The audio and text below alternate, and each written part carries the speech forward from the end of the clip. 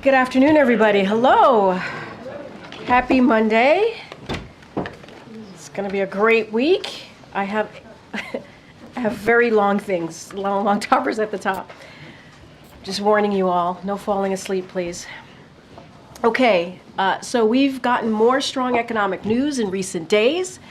On Friday, our economy created more than 200,000 jobs last month. Under President Biden's leadership, we have now created a total of 15.7 million jobs over the last 3.5 years.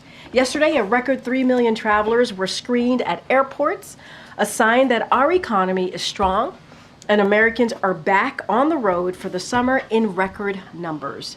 Speaking of which, last week we sold 1 million barrels of gasoline to help lower gas prices ahead of the 4th of July, which saw the lowest gas prices in 3 years. And today, a new report from the Economic Innovation Group highlighted what the New York Times called a, quote, a remarkable comeback under President Biden. That report found that communities that have been lifted behind struggled under the last administration, what the Times called a particularly grim stretch under Donald Trump. But those communities are coming back under President Biden, with jobs growing more than 4 times faster than in the previous 4 years. Investments spurred by the president's Investing in America agenda are benefiting previously left behind communities. That's just some of the economic progress happening under President Biden. Watch out for more news in the coming days. Exciting. And next, I want to share highlights from the president's recent schedule, as well as looking ahead to the next 2 weeks. So over the last 10 days, President Biden has been hitting the road and meeting directly with the American people, as well as continuing his job as leader of the country. In the 2 days after the debate, he met with supporters in Atlanta, Raleigh, New York, and New Jersey. Last week, he delivered remarks on the Supreme Court, visited the D.C. Emergency Operations Center for a briefing on extreme weather events, hosted a Medal of Honor ceremony, and joined the First Lady for a 4th of July barbecue with active duty military service members and their families. Throughout the week, the president also spoke with leaders of the UK, United Kingdom, Israel, and the Republic of South Africa. On Friday, the president traveled to Madison, Wisconsin for a campaign rally. On Sunday, just yesterday, he held numerous events across Pennsylvania with elected officials, including Governor Shapiro, Senator Fetterman, and Congresswoman Madeleine Dean. He participated in interviews, including joining Morning Joe just this morning, and throughout, the president has engaged with elected leaders, including members of Congress, governors, and local officials. This week, President Biden will speak to national labor leaders of AFL-CIO, host the NATO summit to show the unprecedented strength of our alliance, hold a press conference, a big boy press conference, according to Justin Sink from Bloomberg, who's not here, but Josh, you are here, I see you. So that will happen on Thursday, and travel to Michigan on Friday for a campaign event. And next week, he will travel to Texas and Las Vegas. On July 15th, he will commemorate the 60th anniversary of the Civil Rights Act at the LBJ Presidential Library in Austin, Texas. He will highlight the Biden-Harris administration's progress advancing civil rights and his vision to bring America together. On July 16th, he will address the 115th NAACP National Convention in Las Vegas, emphasizing the Biden-Harris administration's commitment to advancing racial justice and equity for all Americans, including Black Americans. On July 17th, he will speak to the UNODOS annual conference, where he will underline the Biden-Harris administration's historic accomplishments, including lowering prescription drug costs for America's seniors, lowering the Latino uninsured rate, and creating a Latino small business boom. And finally, I just mentioned the U.S. is going to be hosting the 75th summit, the NATO summit, right here in the United States, obviously in Washington, D.C. this week. NATO is the most powerful and capable alliance in the world, and President Biden is proud, very proud, to have worked to strengthen it and also expand it. So with that, the Admiral from the National Security Council is here to take your questions on that. I do have a few things to get through, so I'll ask you to bear with me. As Karine mentioned, the President's looking forward to hosting the leaders from 38 different countries this week in Washington for a historic summit to mark the 75th anniversary of the NATO summit. This will obviously include the leaders of all our NATO allies, as well as NATO partners, including Ukraine, Japan, New Zealand, and the Republic of Korea. Before we discuss the schedule, I just want to take a minute to discuss the context in which NATO leaders will be gathering this week. For 75 years, NATO has served a vital role in protecting the American people and in making the world a less dangerous place. NATO is the strongest defensive alliance in history, and today it is bigger, stronger, better resourced, and more united than ever before, in large part due to President Biden's leadership over the past 3 years. He's worked hard to expand the alliance by welcoming 2 new members, Sweden and Finland, and will officially welcome in Sweden this week. He has spent countless hours rallying the alliance in 2021 and 2022 to build a global coalition to respond to Russia's invasion of Ukraine and to provide indispensable support to that country. And I'll get more on that in just a second.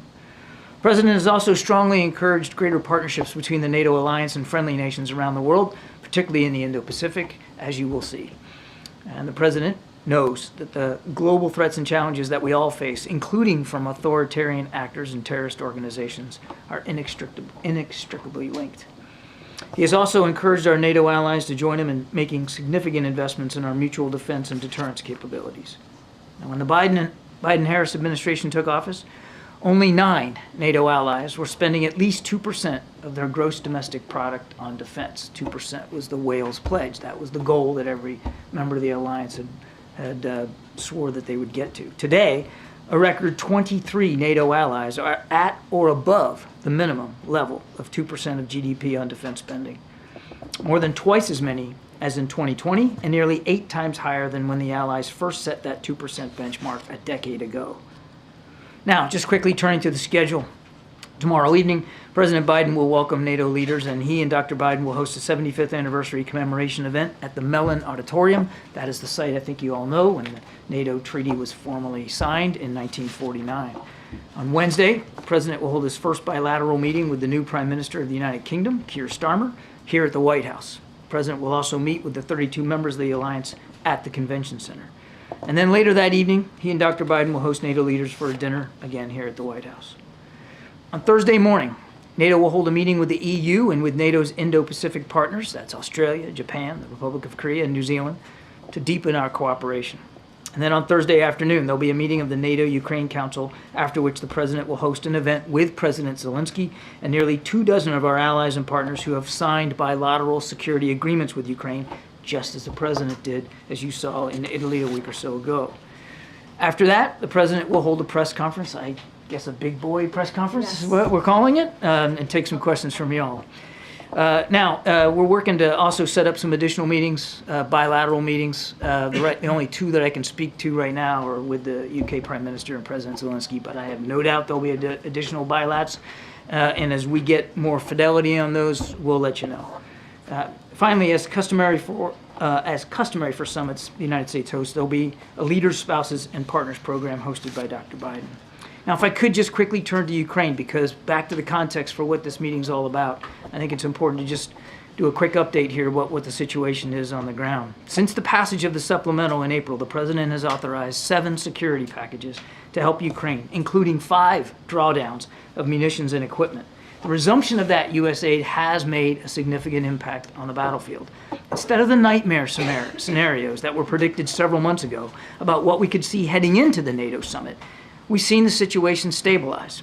Ukrainian forces have successfully stopped Russia's attack north of Kharkiv, denying Russia the ability to take that city, and limiting Russian gains to areas just across the border. The Ukrainians have held the line in Chaziv Yar. They've held fast east of Pokrovsk, hardening their defenses and ensuring that Russia will not break through. And they've halted Russian attacks in Zaporizhia. Throughout these last 3 months, the Russians have attacked relentlessly across all those fronts. And the price that they have paid for the few meters that they have gained here and there has been extensive. Heavy casualties, destroyed equipment, disrupted supply lines, degraded morale. The people of Ukraine have yet again demonstrated that when supplied and when supported by the international community in the United States, they can hold off the largest, though certainly not, I think is clearly evident, the most capable army in Europe. Their success is not just limited to the front. Ukraine has put U.S.-provided ATACMS, the long-range strike missiles, to good use in Crimea, destroying Russian surface-to-air missile systems, command nodes, airfields. They sunk the last cruise missile-capable warship in the port of Sevastopol, and the Russian Black Sea Fleet has now fled Crimea in response. While it has been heartening to see Ukraine hold on in this critical period, we should not forget the grim reality. Russia continues to bombard frontline towns with massive and low-accuracy glide bombs and sending missiles at Ukrainian cities, including over just the past weekend, where they hit a hospital, a children's hospital. Russia has ramped up its campaign against Ukrainian electrical generation, depriving the civilian population of power and attempting to set the conditions to punish them over the fall and the winter. To strengthen Ukraine's air defenses and to help Ukraine protect its cities and its grid, the United States and several of our allies will have several big announcements at this week's summit. And the NATO alliance will announce significant new steps to strengthen its military and political partnership with Ukraine to help Ukraine continue to defend themselves today and to deter Russian aggression well into the future. These elements, taken together with bilateral support, are part of a bridge to Ukraine's NATO membership. Together, the Washington summit will send a strong signal to Mr. Putin that if he thinks he can outlast the coalition of countries that are supporting Ukraine, he's dead wrong again. As President Biden has said himself, Ukraine will never be a victory for Russia, for free people refuse to live in a world of hopelessness and darkness. Thanks, Ben. Go ahead. Thanks, John. You mentioned the context of this summit this week. It's also the first time the president interacted with these world leaders since that the disastrous debate against former President Trump 10 days or so ago, where the president struggled to confront the former president on all sorts of things. What is the president's, does the president feel, how does he plan to reassure American allies in NATO that he's up for the job now when he couldn't confront Trump on stage then? I think the question presupposes the notion that they need to be reassured of American leadership and President Biden's commitment, and I don't believe that's the case.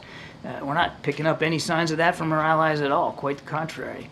The conversations that we're having with them in advance, they're excited about this summit, they're excited about the possibilities and the things that we're going to be doing together specifically to help Ukraine. So you've seen zero, there have been stories in multiple outlets on both sides of the Atlantic in the last several days with questions from European leaders about the president's capacity to lead the United States. Are you just denying that? I'm not aware of any such conversations that have been had, certainly none with us and here at the White House and with our staff. We're looking forward to it. I want to go back to what I said at the beginning. In the last 3 years, rather than browbeaten and insulting and demeaning allies, this president has invested in allies and partnerships. And when he took office, what I said, only nine allies had reached the 2% level. Now 23. That's not by accident. That's because of leadership. That's because of constant stewardship of the alliance and other partnerships around the world. The president's record speaks for itself, and the allies and the non-NATO friends and partners that are coming as well, they know that. They wouldn't be coming. New Zealand, Japan, South Korea, to a NATO summit if they didn't believe in American leadership and how important it is, and if they didn't believe that President Biden takes that responsibility extremely seriously. Admiral, good to see you.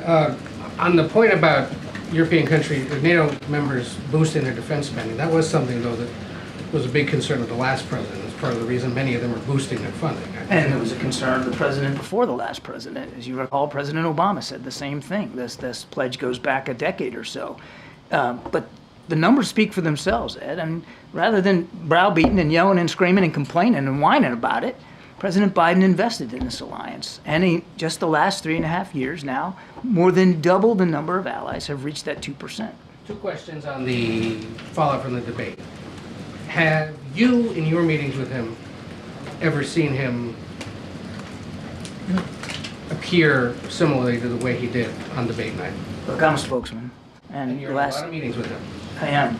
The last thing I'm going to do is sit here and talk about every meeting I've had with the president. What I can tell you is, what I saw in that debate is not reflective of the man and the leader and the commander-in-chief that I have spent many, many hours with over the last 2.5 years in terms of the specificity of the way he probes, the questions he asks. Heck, just this morning, he was asking me questions about the situation on the European continent that I couldn't answer, and I told him I had to get back to him. When he met with governors last week, he suggested he'd like to curtail events that begin after 8 p.m. at night, just because he'd rather focus on resting and doesn't want to have a long day. In your understanding of things, has the National Security Council ever withheld information from him he should have known late at night out of concern he might not be able to process it? No. Russia has bombed Ukraine's largest children's hospital, as you noted. Do you believe the timing of these strikes is meant to send a message to NATO ahead of this week's summit? It's hard to draw a line, Mary, to that. Sadly, this is par for the course for Mr. Putin to hit civilian infrastructure, and he doesn't care whether he's hitting hospitals or residential buildings. I can't draw a line that this is some sort of message. But look, I mean, as I said, what you're going to see over the course of the week is a very set of strong signals and messages to Mr. Putin that he can't wait NATO out, can't wait the United States out, that we're going to continue to support Ukraine. I'm sorry. Oh, you're right. Okay. I just wanted to ask about the air defenses and some of the sort of deliverables that are coming out of the NATO summit. Can you walk us through what you think will be happening in terms of any additional commitments in addition to the funding packages that have come?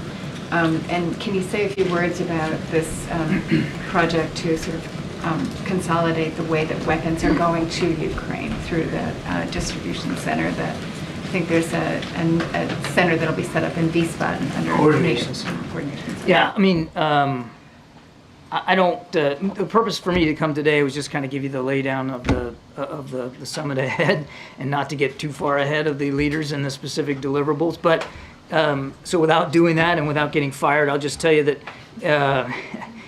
you're going to see some announcements on air defense.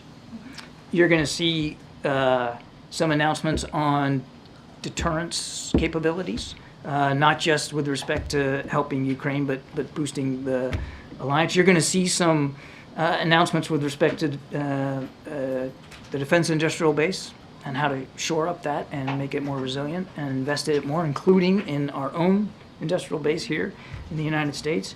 And you're going to see, as I alluded to, some discussion about Ukraine's path to NATO and what that can look like, and a reaffirmation of what the president has long said, that NATO is in Ukraine's future. Just to follow up on that, can you say whether the word irreversible will be in the communique? I'm not going to get ahead of the specific language one way And or then the other. just on Israel and Gaza, can you say anything about the Israeli response to the Hamas response to the ceasefire proposal? Lots of responses. So no surprise to you all, I'm not going to negotiate here from the podium in public. I would just tell you that there has been some back and forth. As you know, we have a team in Cairo right now that includes Brett McGurk and the director of the CIA. They're meeting with their Egyptian, Israeli, and Jordanian counterparts, and there'll be follow-on discussions after that over the next few days.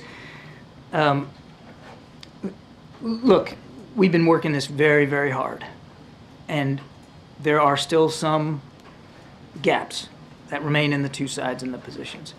But we wouldn't have sent a team over there if we didn't think that we had a shot here, and we're going to take every shot we can to see if we can't get this ceasefire deal in place. Within days? I couldn't give you a date certain. Good, David. Thank you. John, thanks for doing this. First, just to follow up on the communique, even if you can't get into irreversible, the president's objection last year and Chancellor Schultz's objection, if I remember Vilnius correctly, was that neither one of them wanted a date set for fear, I assume, that the United States and its allies would be drawn into the ground war if Ukraine was still at war while a NATO member. Does that remain today to be his primary objection? Is he willing to do wording that just is short of a date? Because even if you do the word irreversible or not, it doesn't really change the meaning very much of what you published in Vilnius. And I have a second on just the level of... Look, I'll make this simple but unsatisfying. Again, I'm not going to get into the text and the discussions about what the draft's going to look like, David. I think you can understand that. But I do think your question is important to to provide some context to, the president still believes that NATO is in Ukraine's future. What that future looks like depends on an awful lot of factors. Right now, you got a war going on inside Ukraine, and the focus rightly's got to be on helping them win that war. And we are, as I detailed in my opening statement. Number two, for any country that wants to join NATO, any country, and it's an alliance of democracies, the democracies have to meet certain guidelines, particularly when it comes to governance. And we are and will continue to work with Ukraine on reforms that are necessary for any democracy that wants to be a member of NATO. And then the third thing I'd say is, it's a unanimous vote. Everybody has to be on board with that, and that can take some time as well. So the focus is on making sure that they can win now, and that we can continue to work with Ukraine so that there is a path to NATO. The last thing I'd say is back to the bilateral security agreement that the president signed with President Zelensky at the G7 in Italy. I mean, we're one of many other nations that have done that too, because we know that whenever this war ends, however it ends, and whatever the border looks like, Ukraine's still going to have a long border with Russia that's going to need to be defended, and they're going to need the reassurance of being able to put forth a capable and competent defensive capability against Russian forces going forward. And that's why we're making sure that there are things in line to make sure that Ukraine can defend itself. One follow-up on that. You mentioned that it was 10 years ago that the 2% GDP goal was set. Obviously, there was no war underway at that time, and so the entire security situation looks radically different than it did when that was set. Well, I beg to differ. There was fighting in Afghanistan, and Mr. Putin invaded Ukraine in 2014. Yeah. But I think the 2% may have been set. It was in Wales. It might have been set before the invasion, but nevertheless, it was still a tense security environment. Right. We're in something much different today. I think we're all in agreement, just given the amount of arms No and argument. so forth going in. So, is part of the president's message at this summit that 2% is in the rearview mirror, that the NATO allies are going to have to be spending significantly more than that, maybe double that, for some countries, some larger economies? Or is he going to stay away from numbers? I know it's politically sensitive with all of them. You mentioned the word win. I was wondering how you're defining that. Okay, there's a lot there. The president's not going to set a new bar or a new level of GDP spending on defense here at this summit. The goal is 2%. It was a commitment everybody made 10 years ago. Not everybody's there. Most of the remaining nations that haven't reached 2%, most of them, not all, are working on it and are getting there. And so I think the president wants to focus on that. Wants to laud and commemorate those who have, but also make it clear that those who haven't still have some work to do. On win, I think we've been consistent about this. I mean, at least I think I have.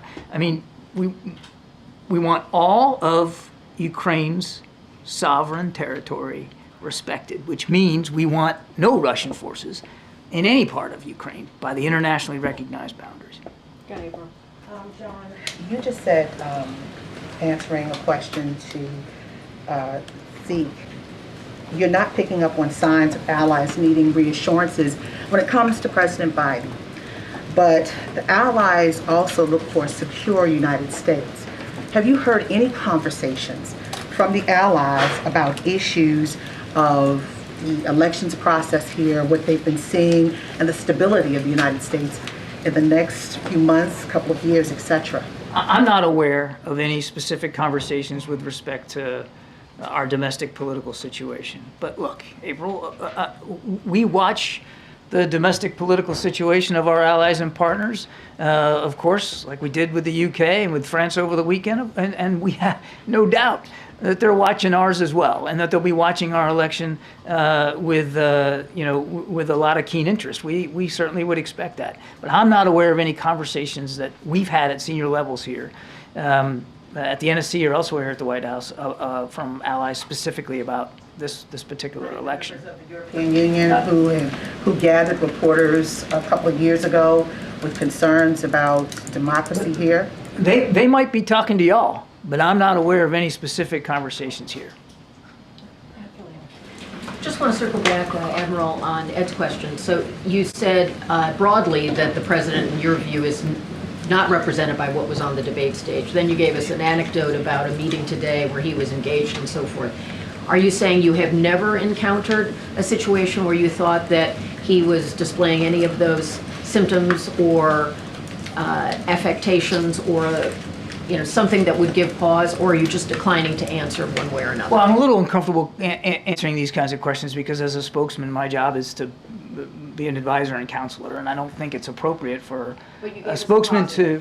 Yeah, I did because I wanted to make it clear. So, yes, I'm uncomfortable with these kinds of questions, but to answer your specific question, in my experience, the last 2.5 years, I have not seen any reason whatsoever to question or doubt his lucidity, his grasp of context, his probing nature, and the degree to which he is completely in charge of facts and figures. And if he isn't, what I've seen is, because it happened to me this morning, when he isn't and when I can't be in command of those facts and figures, I have to fess up and go get the information that he's asking for. And he asked me some questions this morning I didn't have answers for. Okay, Nadia. Thank you, Karine. 2 questions on the Middle East. Israel has conducted the largest seizure of land in the West Bank, which undermines the president's vision for two-state solution. So why the White House has been not mum on that, and will the president... It's not that we've been mum. There was a statement put out by the State Department about this call for settlements. Nothing's changed about our view that settlements continue to be counterproductive to peace and stability and the possibility of a two-state solution. We don't support that. Okay, and second, you mentioned about the Ukraine and Russia in terms of the civilian casualties. The UN said today that actually half of the facilities of UNRWA has been hit and 520 people have been killed in addition to the aid workers. So do you still believe that Israel is doing what it takes to protect civilian lives, including women and children? We certainly believe that they need to continue to do more to protect innocent civilian life. Yeah, but they're not doing much. I mean, I've been asking this question for 9 months. Your question wasn't about what they're doing or not doing. Your question was, do we believe that they should do more? And my answer is yes, well, they need to do more to protect civilian life. And we're going to continue to have conversations with them about how they're prosecuting these operations. Thanks, John. Just sticking with the Middle East, but connecting it to the other big story. During the ABC News interview on Friday, George Stephanopoulos asked the President, was he, quote, the same man today that you were when you took office 3.5 years ago? And the President's reply began, in terms of successes, yes, I was also the guy who put together a peace plan for the Middle East that may be coming to fruition. Now, it may or may not be coming to fruition, we don't know. We do know 38,000 people have been killed in Gaza, almost 2 million displaced, and according to UNICEF, 1 in 3 children under the age of 2 is suffering from acute malnutrition. Does the President consider his Gaza policy a success? The President believes wholeheartedly that this ceasefire proposal that we are trying to get done will make a big difference in terms of not only temporarily ceasing hostilities, but potentially giving us an opening to end this conflict. It's important to remember how this started, and you talked about our Gaza policy. I'll state it for you again.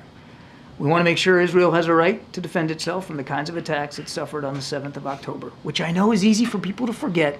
1,200 people slaughtered, most at a music festival. Number 2, that Israel is doing everything they can to protect innocent civilian life. Is it enough? No. They need to continue to do more. And that we are doing everything we can to give humanitarian assistance into the people of Gaza. That's our Gaza policy. And as the President has also said, we would be and will still continue to be willing to adjust the policies that we are executing with respect to Gaza as we see things unfold on the ground. But the broader question was, does he consider his policy to have been successful? Israel is defending itself against a terrorist attack, so we can check that off. Humanitarian assistance continues to flow. In fact, if it wasn't for the United States, I dare say that not a fraction of the humanitarian assistance that is getting into Gaza would get in. Is it enough? No. And the Israelis have taken some steps to be more precise, more discriminate, and more careful in their operations. Is it enough? No. So we're going to keep at it. We're going to keep working on this. Is it enough? No. The president described Israel as bombing, indiscriminate bombing in December. 7 months have passed and you have paused one arms shipment, as I understand it. Is that correct? That's right. Is there a question here? Do you think that that's an effective response to indiscriminate bombing of a civilian population? It's never right to be conducting indiscriminate bombing of a civilian population. That's why we continue to work with the Israelis to be more precise, to be more careful. All right, just a couple more. Go ahead, Michael. Sorry. Hi, Admiral.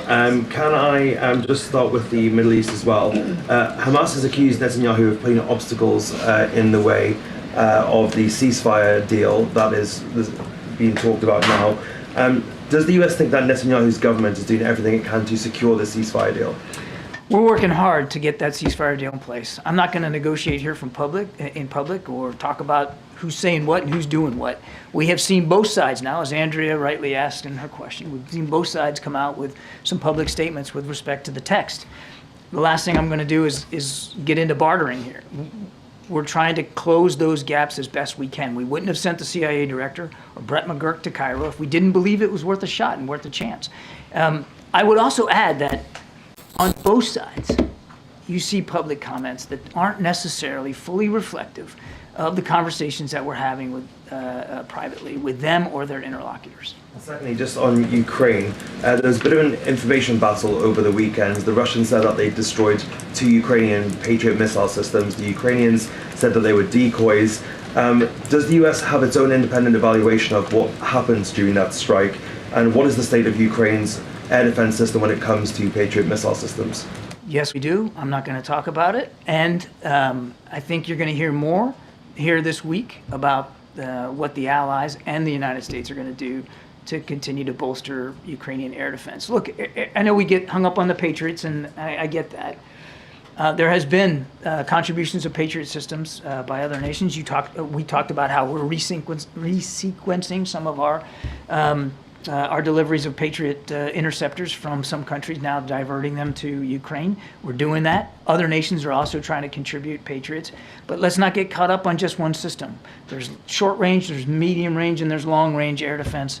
And Ukraine needs all of it. And again, I think you're going to see this week the Allies really stepping up and showing that they're willing to continue to provide those kinds of capabilities. Go ahead, Josh. John, Viktor Orban is visiting China right now on the heels of a visit to Russia. I'm wondering whether the U.S. has any views on that and what impact it might have on the situation in Ukraine. Yeah, we're concerned about it.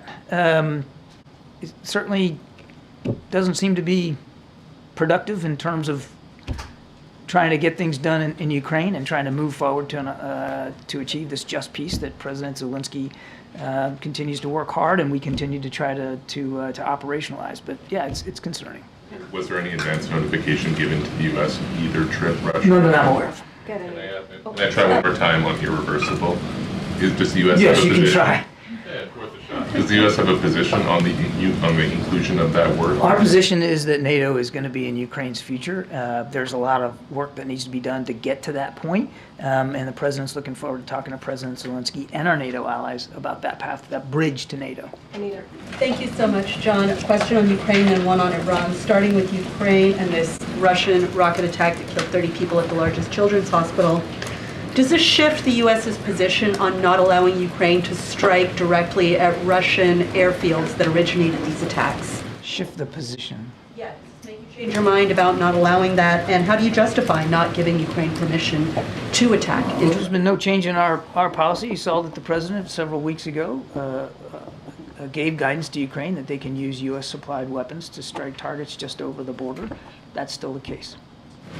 On Iran, we've heard the U.S. say that this presidential election was not free and fair, that they have doubts that this is going to change anything meaningfully, but we've also heard the U.S. say that they will negotiate or do diplomacy with Iran when it serves our national interests. So is the U.S. now ready to resume nuclear talks, other talks, or make any diplomatic moves with Iran in light of this new president?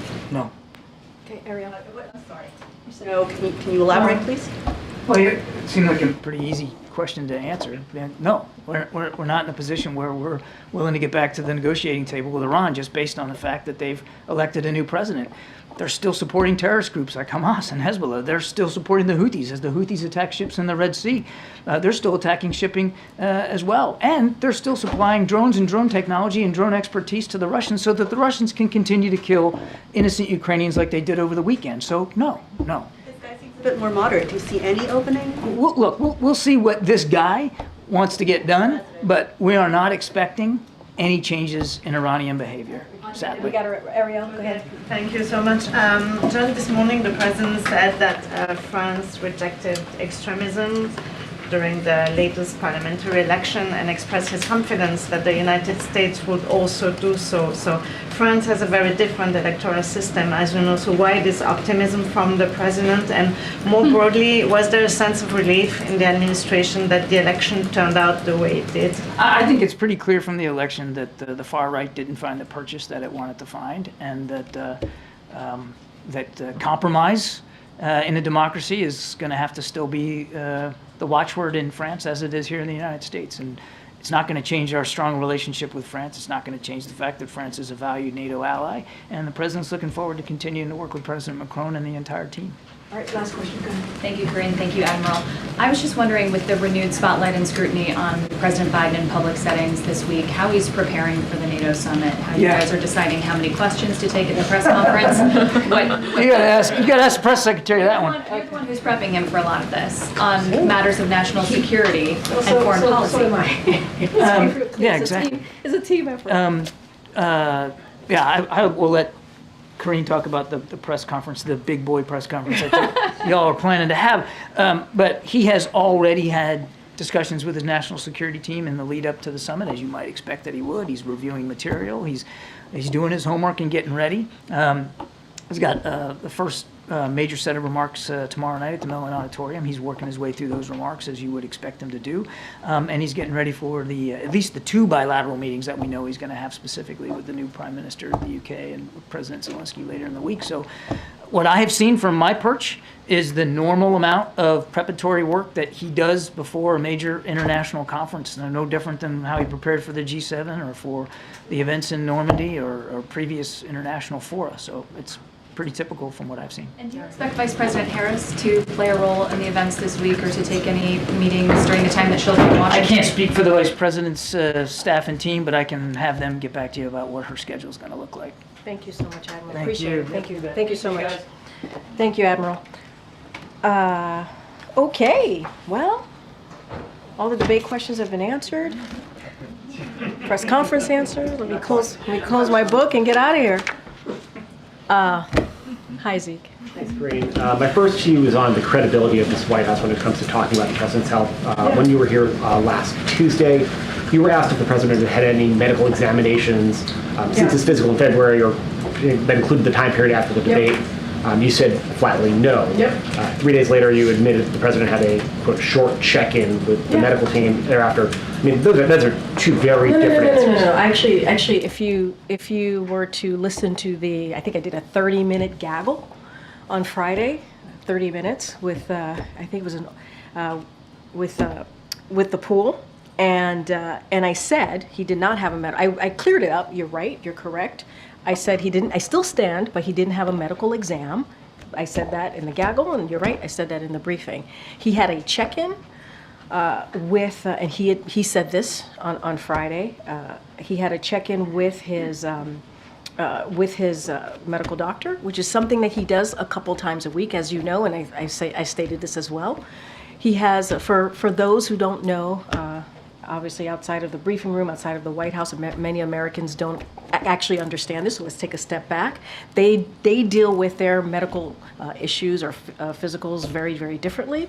They are they are lucky if they get to see their doctor once or twice a year, right? They have to get in a car, they have to either take public transportation in order to make that happen. The president's medical unit is literally down on the other side of the colonnade, is just down the steps from the residence, and so a couple times a week. He does a check-in, a verbal check-in with his doctor while he's exercising. That is something that happens often. Matter of fact, he did a check-in today because I know folks were going to ask about if he was tested for COVID. He was not. We are following CDC guidance. He was not tested for COVID, just to let you guys know about that one. And if he has any symptoms, obviously, we would test him. Is that But in the context of the second gentleman's diagnosis? yes, which is why. No. It's in context of the second gentleman. But to answer your point, he did not have a medical exam. He did not have a physical. He did do like a verbal check-in with his doctor a couple days after the debate, and it was very quick. It was a couple of words that were spoken to each other, and that's how we were able to give you that answer. But he did not have a medical exam. He did not have a physical. You said no, though, last Tuesday. Yeah. Did you know about that verbal check-in, or No. did we just not ask him that precise enough questions? So the line of questions that I was getting that day was, in the way that I was hearing the question, was about the medical exam. I answered MJ's question when she asked me medical exam, and I answered and I said no, physical. And then somebody else asked me, was there a check-in? I did not mean to steer anybody wrong. I was still thinking about the medical exam. I was still thinking about the physical. That's how I answered the question. And then when it became, when the president actually spoke to it, I went back, asked the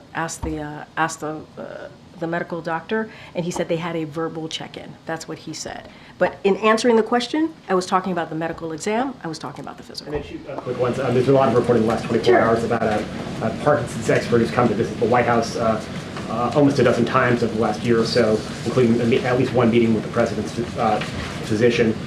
Could you state, like, very clearly, yes or no, was that expert here to participate in anything surrounding the care of the President of the United States? So let me just say a couple of things. We have had a comprehensive, and I just want to take another step back, comprehensive physical examination. The President has had that. We've given a comprehensive report. We've shared that the past 3 years.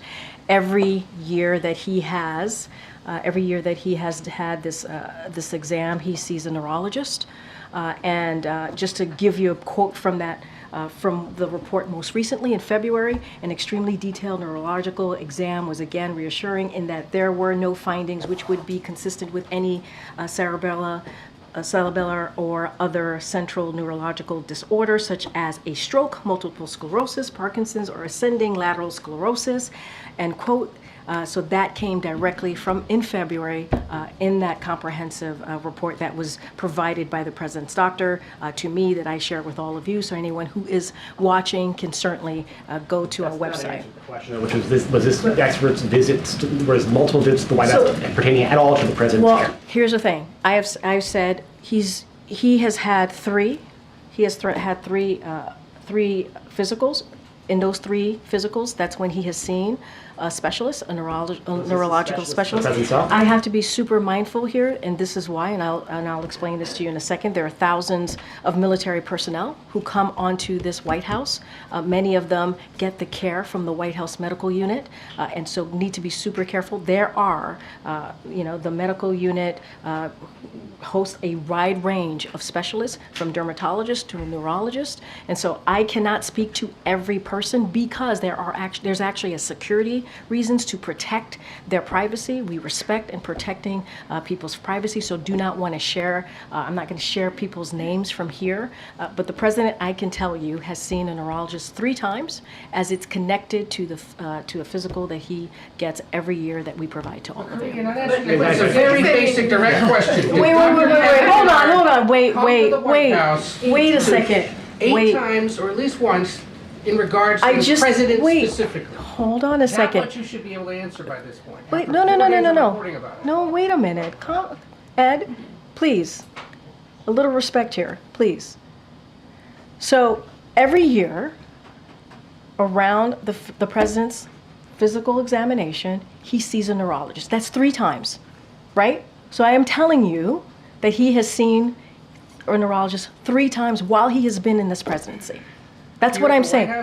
I am telling you that he has seen them 3 times. That is what I'm sharing with you, right? So every time he has a physical, he has had to see a neurologist. So That is answering that question. No, it's not. No, it is. It is. Did You're Dr. asking me. Kevin Kennard come I to the cannot- White House But I specifically about the also said to you, president's condition? Ed, I also said to you, for security reasons, we cannot share names.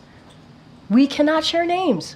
You cannot We share have to. names We have of to. others he would have met with. We but cannot. You can share names No, no, in no, no, regards no. to if We- someone came here in no, regards we to the cannot president. share. We cannot share names of specialists broadly, from a dermatologist to a neurologist. We cannot share names. There are security reasons. We have to. We have to protect. It's public. I understand that. I looked it up before I came out I here. hear It's you. right there for anyone to see. Ed, I hear you. I cannot from here confirm any of that because we have to keep their privacy. I think they would appreciate that too. We have to give them. Patient or the doctor? We have to keep their privacy. It is It's public. public information. I It is hear you. listed that he went to And the you're going to allow this to president's fester longer, Karine, unless the White House answers the hold on a question. second. There's no reason to go back and forth with me in this We're aggressive a little way. miffed around here about how information's been shared with the press corps about him. What do you missed about? What do you miss Everything about? he just asked about. And then every time I come back and I answer the question that And you guys answered it asked. correctly, you didn't have to come back and clean it up. I a never few days answered the later. question incorrectly. That is not true. I was asked about a medical exam. I was asked about a physical. That was in the line of question that I answered. And I said, no, he did not have a medical exam. And I still stand by that. Matter of fact, the president still stands by that. He had a verbal check-in. That is something that the president has a couple times a week. A couple times a week. Now in regards to Dr. Kevin Kennard. And I am telling you right now that I am not sharing confirming names from here. It is the security reasons. I am not going to do that, Ed. It doesn't matter how hard you push me. It doesn't matter how angry you get with me. I'm not going to confirm a name. It doesn't matter if it's even in the log. I am not going to do that from here. That is not something I am going to do. What I can share with you is that the president has seen a neurologist for his physical 3 times. 3 times. And it is in the reporting that we share a comprehensive reporting. Matter of fact, it's more than what the last guy shared, and it is in line with what George W. Bush did. It's in line with what Obama did. And so it is comprehensive. It is out there. I just read a quote from it, but I am not going to divulge somebody's name or confirm someone. I'm not going to do that. That is as privacy for that person. I'm not going to do that. It doesn't matter how hard you push me. It doesn't matter how angry you get with me from here. I'm just not going to do that. It is inappropriate and it's not acceptable. So I'm not going to do it. Not about the name. Go ahead. If you cannot confirm the name, can you confirm whether or not the president has seen this Parkinson's specialist? And you mentioned 3 times, but the visitor logs show a duration of 8 visits over 8 months. I think that is the crux of the question. But I also said there are thousands of military personnel that come to the White House, and they are under the care of the medical unit.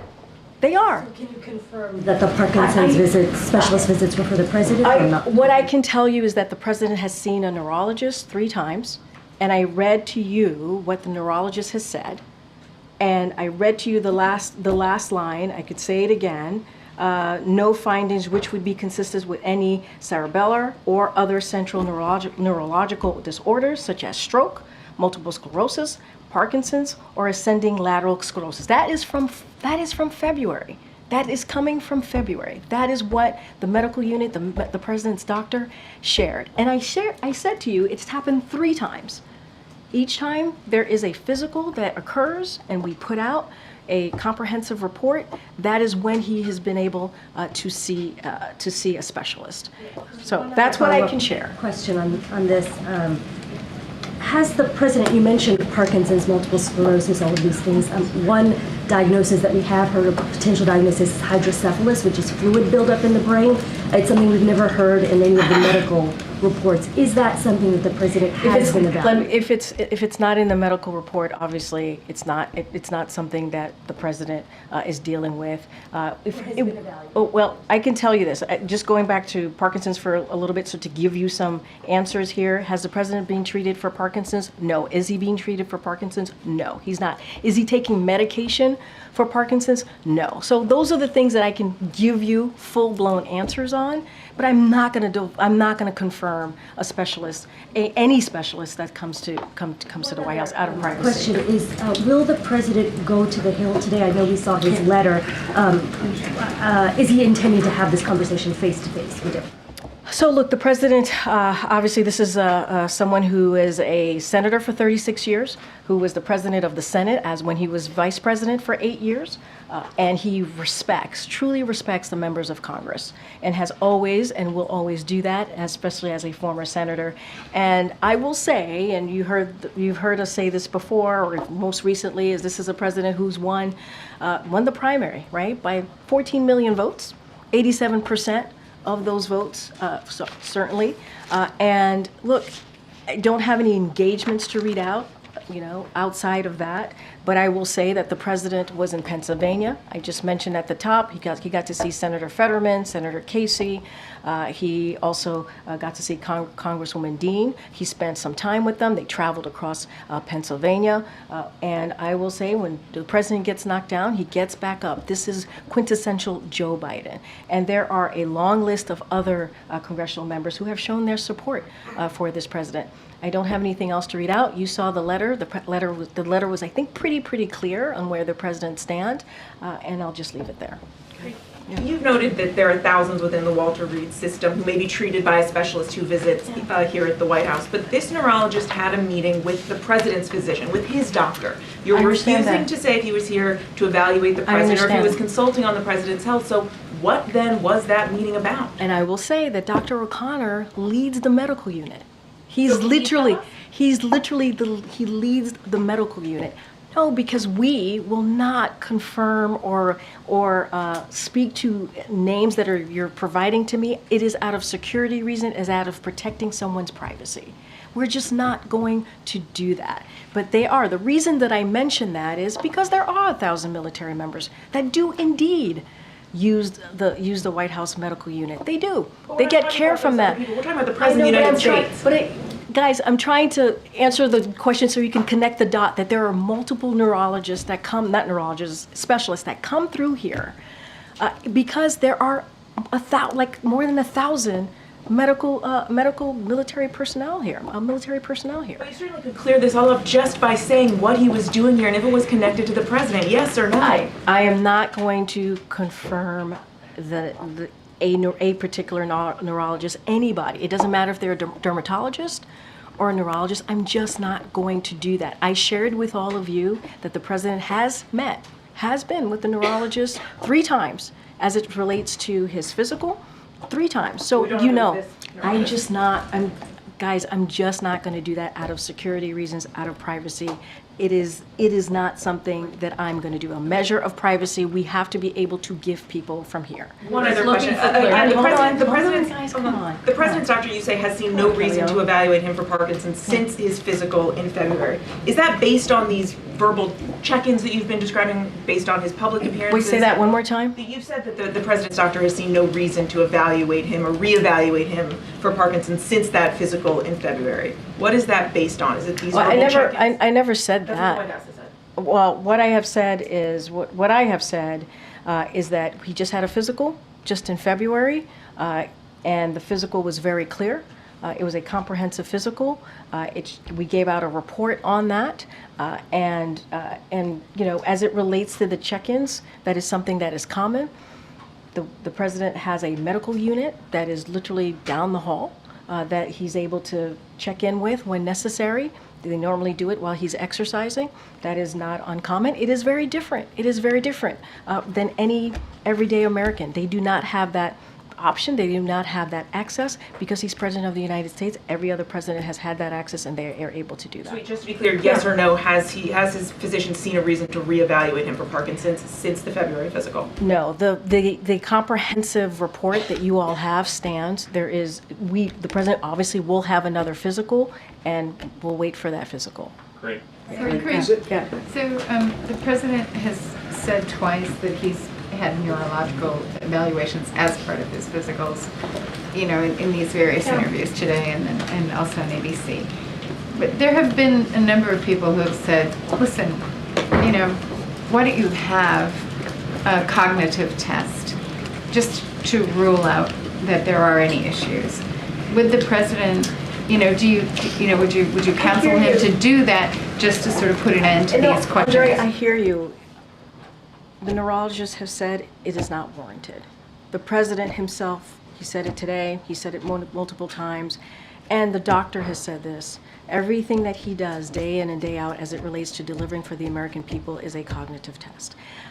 And that is what the medical doctor has said. That is what the specialist has said. I just want to take a step back for a second, because I do take offense to what Ed alluded to. Come out here, every day there's a press briefing, and we do our best to give you the information that we have at the time. That's what we do. And we understand that the freedom of the press, we respect the freedom of the press. You heard me talk about this last week. I appreciate the back and forth that we all have. I try to respect you, and I hope you try to respect me. And we literally do everything that we can. My team does everything that we can to make sure we get the answers to you. That's what we do. And sometimes we disagree. Sometimes we are not in agreement. But you know what? That's democracy. That is what is important, to have that healthy back and forth. And so to say that I'm holding information or allude to anything else is not unfair. It's really, really unfair. I think people who are watching and have been watching this briefing for this past week could say that we are doing our best in this briefing to provide the information that we have. And I will admit, I will be the first one to admit, sometimes I get it wrong. At least I admit that. At least I admit that. And sometimes I don't have the information. And I will always, always admit that. But I do take offense to what was just happening at the beginning of this briefing. It's not okay. Go ahead. We are seeking clarity. I understand that. And I think what we're trying to say is when a name is in a public record on a WAVES form, that it is in the public domain. Yep. The president could authorize that his medical records or additional medical information could be made public, because he could waive HIPAA, he could do those things. Yep. And if he chooses to do that, we would like to know more. Part of the reason we are pressing here is that we are not clear on what has happened, and therefore the American people to whom we report don't have a sense of it. So that's what we're trying to do. Yeah. And so But the personal attacks is not okay. And So we want to have a I just wanna be positive. very, very clear here. So the question is, one question is, after a debate that drew days and days and days of scrutiny, why hasn't the president had an in-person physical check-in? Maybe blood work, maybe other things, Yeah. because when he said he was seen, I certainly thought he had been physically seen, not a phone check-in. No. So and that's part of what we're saying about how information comes out in waves, and then we may have a different impression. So And I totally this understand that. dominated his presidency Yeah. for 10 days, and he could submit to another exam, a full exam, partial exam, whatever. He can waive his right to make things public. None of us are asking about the military members who might be seeing a physician here. None of us. We are only asking about Yeah. the president's well-being. Understood. And so that's why we want to understand. When you see on the public records that a physician with his specialty has come to the White House, gone to the residence clinic, and met with the president's physician, we feel like there is more to be said there, and that's what we're asking. And I understand that, Kelly-O, and I respect you wholeheartedly, and I've known you for some time. We want to be also, because we are talking about someone whose name who is out there, and I understand. I get it. It's in the law. I get that. It's in the law. What's the security concern? We want to respect that person and give them the measure of privacy that they deserve. The moment I say anything about any specialist, it becomes a thing from this podium. So what I can share, and this is what I can share, he has seen a neurologist 3 times. 3 times, not more than that. Not more than that. He's seen a neurologist 3 times. And that is connected to the physical, the comprehensive physical that we have been able to share with you. So I think that gives you some information about how many times. 3 times. And the reason why I am sharing that there are thousands of military personnel, so you also have an understanding, because there are 1,000 military personnel that comes here, and that not just comes here, but under the care of the medical unit, right? They get care from the White House medical unit. there tends to be dermatologists, from dermatologists to neurologists who come through here because the White House medical unit is indeed caring for folks. So I have confirmed 3 times. I just cannot get into details or confirm a name of a person. I cannot do that. There's security reasons. We have to give people a measure of He privacy. would waive some of his records and make those. Well, I don't know how all of that works. I'm not going to pretend I know how that works. And what I will do is certainly will share that information with the powers that be. I just don't want to get into a back and forth on that particular question. Thanks, Karine. I mean, to Kellyo's point, the president today, when he called into Morning Joe, he said that he had released all of his medical records.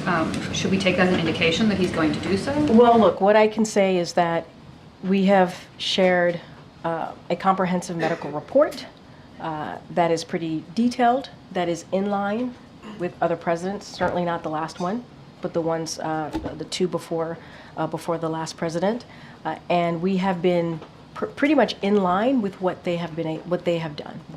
To be more clear, George W. Bush and also President Obama. So we've been. The last one did let his doctors come to the briefing room to speak to us. Okay, and we know what that last president said from this briefing room. Okay, so call today. and only did 3 or 4 paragraphs. Very different approach. During the call today to MSNBC, Yeah, sure. was the president reading off of a script? So I was in the room when the president called into Morning Joe. The president spoke from his heart. The president was very clear. There was no script at all. And he was very detailed. You heard him say actually during the call that he was reading some quotes. He said it. He shared that information. He was reading some quotes from the debate. So he shared that with you. What you heard was a passionate interview. It was about 18 minutes. He talked about and laid out his vision for this country. He talked about how he wants to make sure we move forward. I want to be really careful because he also talked about the campaign, which I can't do from here. But he I think it was incredibly powerful. Quotes, but not from a script? Nope, it was not a script. In a big boy press conference, how many questions should we expect that he is going to take? So look, it is going to be a solo press conference. It is going to be certainly more than a 2+2. I'm not going to, we're still working it out, so I'm not going to go into specifics from here. But you could expect a solo press conference from this president at the end of the NATO summit. He's looking forward to it, and he will be taking your questions. So that'll be a good thing. Something different. Great. I have 2 questions. One, a follow-up on Dr. Kennard, and that is, can you explain what the role of Megan Nasworthy is? Does she oversee care for some of those military personnel that you were referencing as a group, or does she oversee care for the president? I believe, again, want to be careful here. I know who you're speaking of. I don't have her full portfolio in front of me, so I would have my team and I will be happy to get back to you. Okay. And then on the president's and the White House's engagement with House Democrats, and Democrats more broadly, there was an article a month ago in the Wall Street Journal that the White House universally panned because the on-the-record quotes criticizing the president's age and acuity were largely from Republicans. But I want to ask about the graphs in that story about Democrats. It said that the White House... From that same story. It said that the White House kept close tabs on the Journal's interviews with Democratic lawmakers, and after the offices of several Democrats shared with the White House either a recording of an interview or details about what was asked, some of those lawmakers spoke to the Journal a second time and once again emphasized Biden's strength. They quote Congressman Gregory Meeks, a New York Democrat, saying, "They just, said that I should give you a call back." I'm wondering if you could characterize what the White House told Democrats to tell reporters about the president's I think the Democrats spoke for themselves. I think, you know how stories work. There's a lot of back and forth. When you all come with a story from us, and we want to make sure you hear from other voices, we make that available to you all. And it's up to the reporters. They're going to reach out or not to that particular person. But we expect and we anticipate and we understand that it doesn't matter who, if it's a congressperson or a governor or any elected official, they're going to speak for themselves. They're going to speak for themselves. And I would say that Representative Greg Meeks has also been very supportive. If you fast forward to where we are today, Representative Meeks has been very supportive of this president, continuing, moving forward, and we've heard from many others. CBC more broadly has been very supportive. We heard from the chair, Chairman Hosford, from the CBC, and so that is the type of support that we continue to see. So there hasn't been outreach by the White House to Democrats who might have misgivings about the president's age or acuity to have them say positive things about the president publicly? I'm not really, I don't quite understand where you're going with the question. I think I explained it. Sometimes when you all are working on stories and we want to hear, we were trying to provide supporters from the president, that is not unusual. And it is up to the reporter to reach out or not. And so that is something that we certainly do. That is something that, that is not uncommon. But what I would say more broadly, there are congressional members, as we're talking about what's happening in Congress, as we're talking about the president's outreach, as we're talking about, how we move forward. There are congressional members out there who have been incredibly supportive. We have to remember there are hundreds of House members, and so. There are folks out there. The president's outreach today and tomorrow ahead of these all conference and all caucus meetings. So what I can say is that, as you all know, the president has done some outreach. He's spoke about it himself. I can say, as of today, he is engaged with dozens of members, whether in person or on calls. We saw him engaging with congressional members over the weekend. We saw him doing that on several of the trips that he has done over the past 10 days. There have been about 6 states that he's been able to stop over and engage with supporters. So he's been able to do that. And there's a long list. I'm trying to spare you the list here, but there is a long list. Senator Chris Coons, Senator John Fetterman, Senator Alex Padilla, Senator Chuck Schumer, Senator Bernie Sanders, Senator Raphael Warnock. It goes on and on. Representative Clyburn, Al Green, Horsford, as I mentioned already. There has been a long list of, we believe, incredibly supportive congressional members who have continued. That have been provided to us from the campaign too, but I'm wondering if the president has spoken directly with Leader Schumer and Minority Leader Jeffries in the last 24 hours, and whether the president I hear you. We shared that just last week, that the president spoke to the leadership, obviously on the Democratic side. Has he spoken to them since yesterday? I don't have anything to read out to you as far as what we've shared with you last week, but the president has been in regular touch. And those conversations went very, very well. I think he mentioned, in particular, Leader Jeffries, that went almost for an hour. The president said that himself. He said how much they had a very, very good conversation. The president saw Congresswoman Dean, as I mentioned. He saw both senators of Pennsylvania as well yesterday, traveled across the state, and had really two big events with supporters, with Americans who got to hear directly from the president. And I think that's important. Great. Again, Michael. Thanks, Karine. Were all 3 of President Biden's neurological exams that you've confirmed, were they all conducted at Walter Reed? Look, I don't have anything to state as to location. What I can say for sure that he has seen a neurologist 3 times as it relates to the exam that he takes every year. And I just don't have a location to speak to. Well, let me just try a different way. I mean, has any neurologist? And you also know that the president does go to Walter Reed to do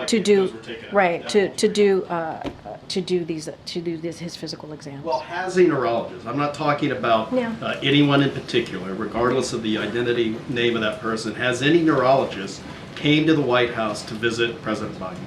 What I can tell you during those exams that we have been able to do every year for the past 3 years, and there's a comprehensive exams that we share, a comprehensive report that we share with all of you. He has seen a neurologist. And that's what I'm trying to clarify. It seems like those were taken at Walter Reed.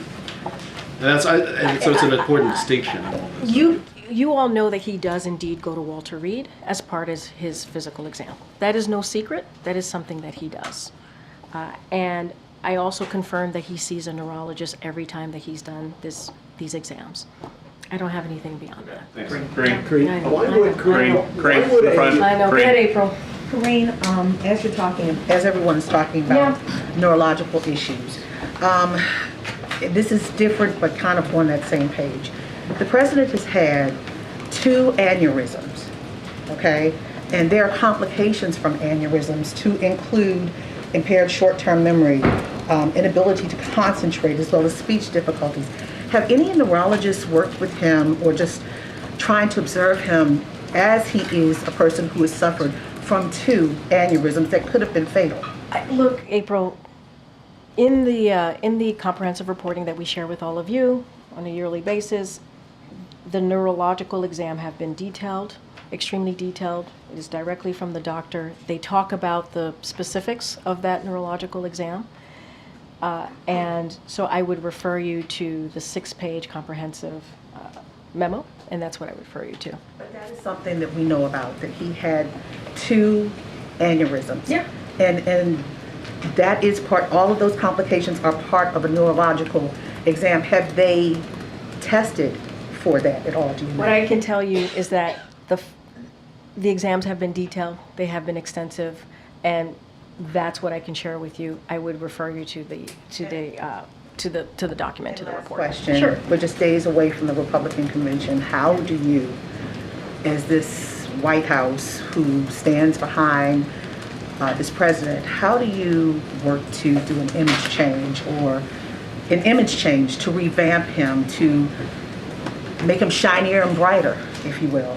So I'm not going to speak to the Republican convention. That's something that I'm not going to do, but I am going to. Wait, hold on a second. Hold on, give me a second. Look, in the past 10 days, the president has gone to 6 states. He has. He's gone to North Carolina, New Jersey, New York, Georgia, Pennsylvania. I know that's a Commonwealth, but he's been to 6. And in that time, he has engaged directly with the American public. And you've seen the enthusiasm, you've seen the energy. He's been able to talk to them directly and talk about his goals for the future. Talk about what he's done in the past 3.5 years.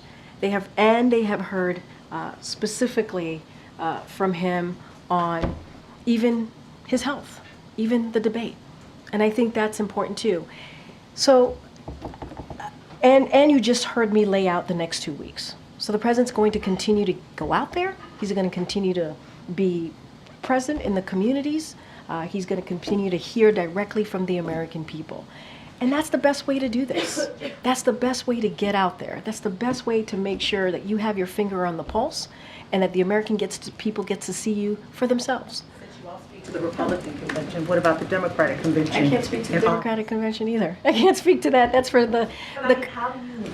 No, but you're asking me to speak to 2 things that I can't speak to from here. That is something that the campaign and the convention can speak to. Very, very. Right at the end of the April, you may not like my answer, but I'm telling you, the president's going to continue to go out there. I just shared with you at the top a robust plan that the president has to be out there, whether it is in Vegas, whether it's in Texas, and let's not forget the other states that he's visited in the last 10 days. In the last 10 days, there's a stark difference from what we've been doing and what the other side is doing. Stark difference. And so the president is committed. He's going to continue to do that. He wants to engage directly with the American people. 600 people at the church yesterday, 600 people at the event in Harrisburg. That's a pretty good start. And that's just a continuation. That's actually not a start. That's a continuation. Go ahead, Josh. I know. I'm getting you. Is it still the administration's policy that physicals are done annually? Yes, that is just like every other president has done before this president. We're going to continue to uphold that. So it would be fair to us to assume that as of now, his next expected physical would be next year? It would be next year. The last one was in February. Can you clarify for us, forgive me, I might have missed it, or by design, he will or he won't go to the Hill tomorrow? Say that one more time. Oh, I don't have any engagement to share. As you know, NATO is front of mind. That's what he's focused on. You saw that letter that came out from the president. He's going to be focusing on the more than 30 world leaders that are coming here for 75th anniversary of NATO, continuing to show the strength of our alliance. I think it is something that the president's very much looking forward to, and you'll certainly hear from the president on Thursday when he gives his press conference, his big boy press conference, as your colleague Justin has stated many times. We shouldn't expect then some sort of big outreach push to member Democratic. I mean, look, We have shared, I just shared that he has done dozens of calls, not just calls, but also face-to-face, as he did in Pennsylvania. His team, campaign side, they're going to do their thing, we're going to do our thing on our side. And he, respects tremendously Congress, and so he's in regular contact with them, and that's what you're going to continue to see. All right, thanks everybody. Thanks everyone. One more, Karine.